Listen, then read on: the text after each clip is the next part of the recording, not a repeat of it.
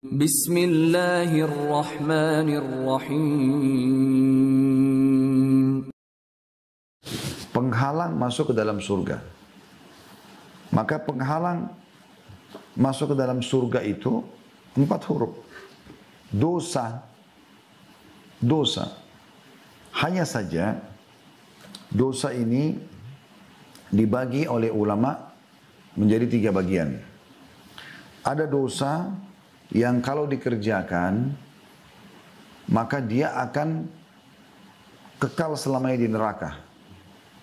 Artinya dia bukan cuma sekedar penghalang yang sementara untuk masuk ke surga, tapi dia akan jadi penghalang selamanya. Yaitu syirik, ya. Kemudian kufur, kekufuran sendiri, atau murtad. Murtad kan tadinya beriman jadi kafir. Atau dasarnya memang kafir dari awal. Atau dia musyrik. Musyrik itu menyekutukan Allah. Nanti kita akan rincikan insya Allah ketiga ini ya.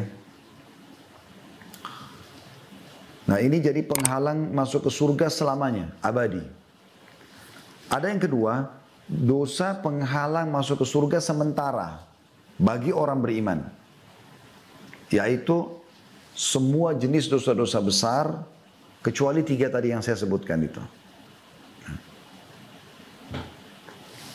Dan itu teman-teman bisa melihat bahasan saya di dosa-dosa besar ya. Jadi ada ini teman-teman sekalian, bahasan saya di YouTube 2 ini.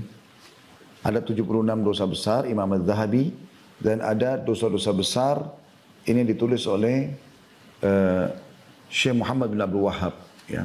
Ada 2. Dan ini sudah saya bahas di YouTube sampai kurang lebih 140 sekian dosa besar ya. Seperti misalnya durhaka pada orang tua, mencuri, berzina, riba, ya. Ini semuanya dosa-dosa besar, teman-teman sekalian, yang memang dia lakukan dan dia tidak sempat taubat. Tidak sempat taubat. Maka akan dipertemukanlah dosa-dosa besar ini, ya. Dosa-dosa besar ini dengan amal solehnya, di timbangan amal nanti. Kalau faman thaqulat mawazinuhu, Allah SWT mengatakan siapa yang berat amal solehnya, faulaika humul muflihun. Mereka adalah orang-orang beruntung. Wa man khaffat mawazinuhu faulaika alladzina khasiru anfusahum. Dan orang-orang yang ringan timbangan amal solehnya, dosanya lebih besar, maka mereka adalah orang-orang yang telah merugikan diri mereka. Oleh karena itu setiap muslim yang melakukan dosa disilakan dengan murtakabul kabir atau orang yang melakukan dosa besar. Itu kalau dia tidak sempat taubat, maka pemahaman sunnah wal jamaah dia di bawah masyiannya Allah. Allah bisa masukkan dia ke dalam neraka, disiksa sampai bersih dosanya baru masuk surga, atau Allah maafkan. Itu kuasa Allah. Ya. Dari itu jenis dosa besar atau dosa yang bisa menjadi penghalang masuk surga tapi sementara. Dan ini masuk dalamnya semua dosa besar kecuali 3 tadi ya. Kecuali syirik, kecuali kekufuran yang abadi atau murtad. Kemudian jenis dosa yang ketiga adalah dosa-dosa kecil tapi yang terus dikerjakan. Menjadi sebuah rutinitasnya. Sehingga akhirnya menjadi besar juga dia.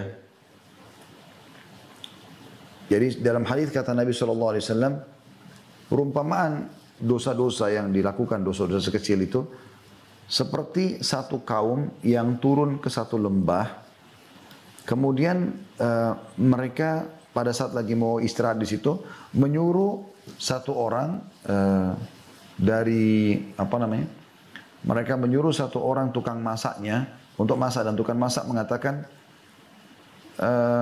coba kumpulkan untukku ranting-ranting, jadi ranting-ranting sebanyak mungkin supaya aku bisa membakar api untuk masak ya. Maka semua anggota kafilah itu mengumpulkan ranting-ranting. Setelah mereka mengumpulkan ranting-ranting tersebut, maka mereka akhirnya bisa membakar api. Kata Nabi SAW, itulah perumpamaan dosa-dosa kecil yang terus dilakukan seperti ranting-ranting tadi, yang kalau dia satu mungkin masih belum bisa menyalakan api, atau masih kecil apinya, tapi kalau dia dikumpulkan jadi banyak, dia akan menjadi api yang besar. Nah, cuman memang ini lebih ringan daripada poin yang kedua tadi. Karena kalau poin yang kedua tadi, dosa-dosa besar, itu wajib taubat nasuha. Kayak misalnya durhaka pada orang tua, riba, zina, segala macam ini butuh taubat nasuha. Yaitu meninggalkan dosa itu seketika, kata Imam Nawawi rahimahullah, syaratnya. Kemudian menyesali, dan ketiga adalah yang ketiga itu berjanji dan bertekad kepada Allah tidak akan mengulanginya. Seperti itulah ya, tidak akan mengulanginya. Maka dengan 3 syarat ini, insya Allah biidnillahi ta'ala, dosa itu akan dimaafkan oleh Allah SWT. Kalau dosa yang kedua tadi ya. Kalau dosa yang ketiga, yang tadi dosa-dosa kecil tapi karena sering dilakukan dan banyak variabelnya, maka akan menjadi dosa besar juga. Ini sebenarnya bisa saja dibersihkan dengan semua jenis ibadah, amal soleh. Misalnya dosa kecil misalnya sholat sunnah, wudu, puasa, yang wajib dan yang sunnah sebenarnya. Sebenarnya semua amal wajib dan amal sunnah itu bisa membersihkan dosa-dosa kecil, sehingga dia tidak menumpuk banyak. Kecuali keadaannya adalah orang itu melakukan dosa-dosa kecil terus, itu pun dia tidak ikuti dengan amal soleh. Makanya kata Nabi SAW, وَأَتْبِئِ السَّيِّئَةَ الْحَسَنَةَ مُحُوهَا. Ikutkanlah perbuatan dosamu itu dengan perbuatan kebaikan. Artinya jangan kau ulangi lagi, tapi bersihkan dia dengan amal-amal solehmu. Seperti itulah.